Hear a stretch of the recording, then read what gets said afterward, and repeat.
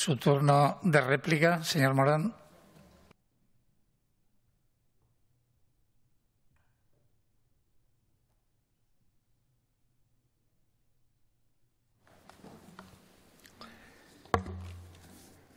Muchas gracias, señor presidente. Señor Lamán, hago una aclaración en algunas cuestiones.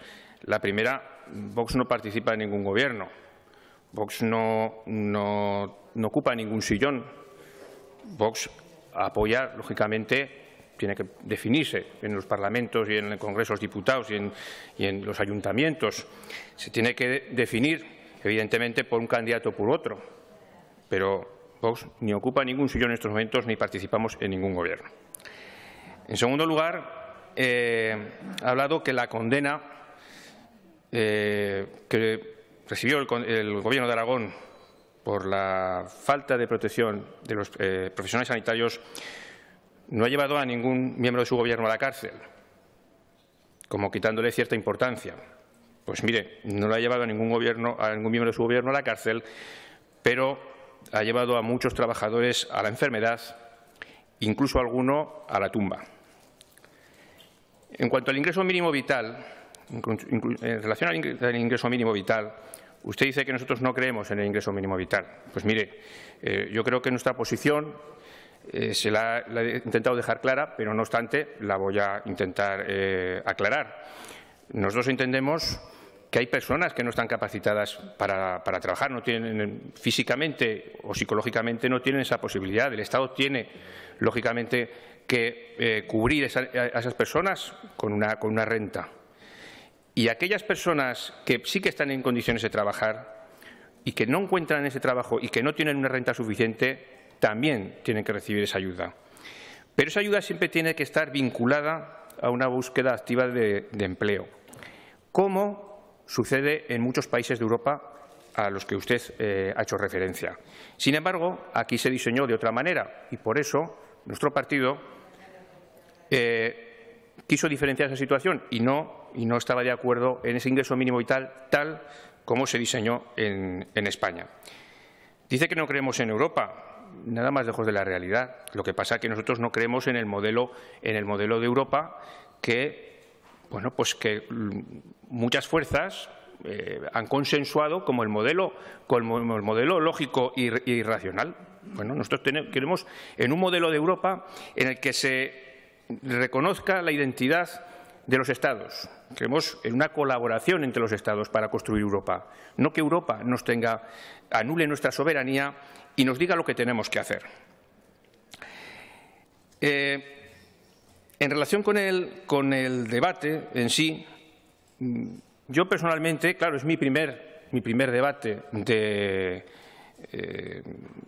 Estado de las Autonomías, ¿no? Y realmente, pues, hombre, yo pensaba que el que hubiera dos sesiones, una primera sesión para que usted expusiera su programa, hiciera un análisis, rindiera cuentas de lo acontecido en el último año, pues yo entendía que el objetivo era que en esa sesión usted expusiera ese plan, nosotros pudiéramos reflexionar sobre esas medidas que usted pensaba tomar y que hoy pudiéramos debatir sobre esas cuestiones. Pues nada más lejos de la realidad. La verdad es que me ha llevado una gran decepción, porque ayer no adelantó prácticamente nada, fue un discurso, un programa de gobierno hueco, con generalidades, con titulares, pero que no tenía contenido. Contenido que va pasando la mañana y no nos muestra. Yo espero que en algún momento, como dije ayer, saque de su chistera, saque algún conejo, pero hasta ahora, de momento, poco. Ha estado hablando, ya hablando de conejos que salgan de la chistera, está hablando de ese plan para la hostelería, tan esperado y tan reclamado por el sector. Y ha dicho una frase que a mí personalmente pues me ha preocupado, casi indignado. Ha hablado que, claro, que ese plan, que las medidas no se pueden improvisar, que se tienen que trabajar. Llevamos 7 meses desde que se declaró el estado de alarma. Yo creo que no es tanta precipitación que a finales de octubre salga un plan para dar salida a la situación que están viviendo pues casi 50.000 aragoneses. La verdad es que, como le digo, el debate creo que ha carecido realmente de contenido. Me sorprendió, por poner un ejemplo, me sorprendió que Ayón hablara de despoblación para ser una cuestión tan significativa, tan central, tan transversal en su Gobierno. No entiendo cómo se puede hablar de un plan de Gobierno sin hablar de la lucha contra la despoblación. No lo entiendo. Hoy ha salido, a partir de la intervención del señor Pérez, y se ha empezado a hablar un poquito de despoblación.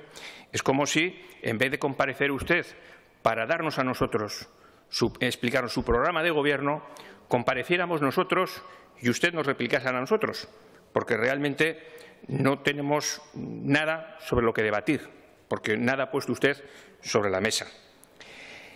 En cuanto a las llamadas a la responsabilidad que con tanta frecuencia se ha prodigado en hacer, las llamadas a la responsabilidad de los ciudadanos, pues mire, yo lo hago una reflexión.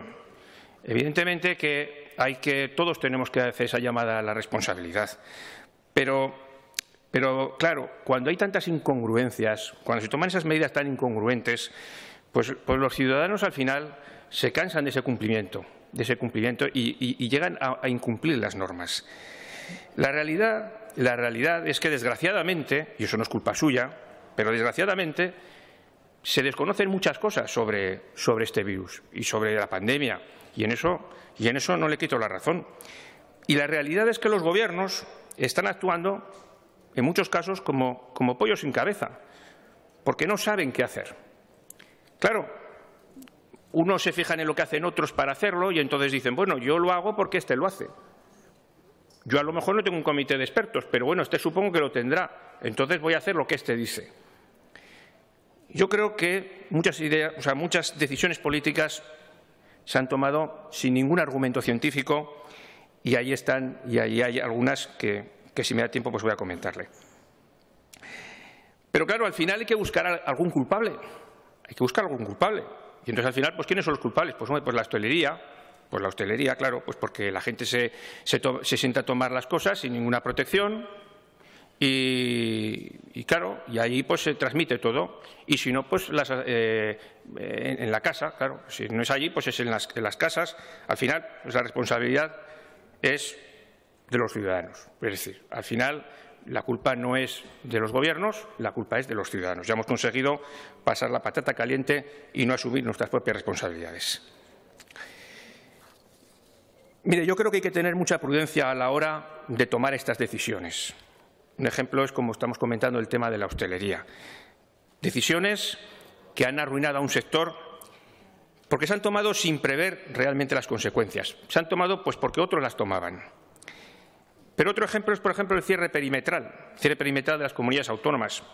Me gustaría que me explicara realmente si se ha valorado el efecto que tiene para la protección de la salud y para frenar la pandemia ese cierre perimetral. Y dices, hombre, es que hay menos contactos. Evidentemente, disminuimos el contacto entre personas, claro, pero vuelvo a lo mismo.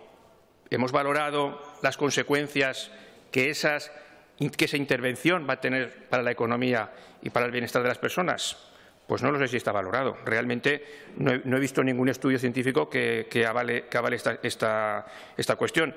Pero es que llegamos al esperpento de situaciones pues como la de ciudadanos franceses que pasan la frontera y pueden venir a España y un señor de Teruel no puede ir a Castellón. ¿O qué sentido tiene limitar la movilidad entre comunidades autónomas que están en una situación epidemiológica prácticamente similar?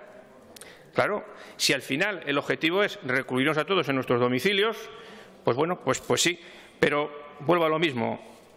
Son decisiones que se toman sin claros argumentos científicos. Yo, personalmente, le preguntaría si a lo mejor cuando ha hablado usted de tú a tú con el presidente de Gobierno, si le ha informado quiénes son el comité de expertos que toma estas decisiones. Me gustaría o que nos asegurara usted que existe ese comité de expertos, porque yo creo que todos estamos convencidos de lo contrario, de que no hay ningún comité de expertos, que no se toman las decisiones por criterios científicos. Y vuelvo a lo que comentaba al final de mi intervención. Es necesaria la